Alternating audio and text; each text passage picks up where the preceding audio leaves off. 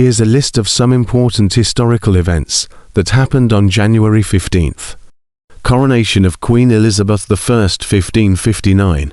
On January 15, 1559, Elizabeth Tudor was crowned Queen of England and Ireland at Westminster Abbey in London. She became queen at the age of 25 to the death of her half-sister. Queen Mary I Elizabeth I ruled for 44 years, a time known as the Elizabethan Era. Her reign brought stability after years of religious conflict. Literature and the arts flourished, including the works of William Shakespeare.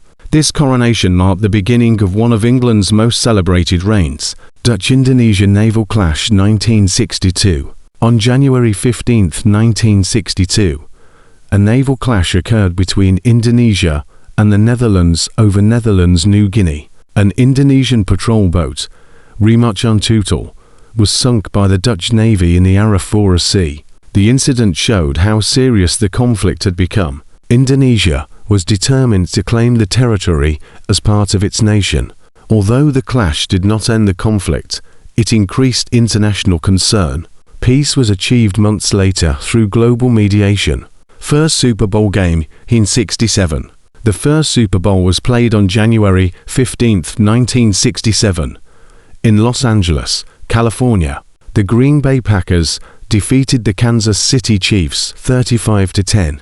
The game was originally called the AFL-NFL World Championship. Millions of viewers watched the historic match, led by coach Vince Lombardi.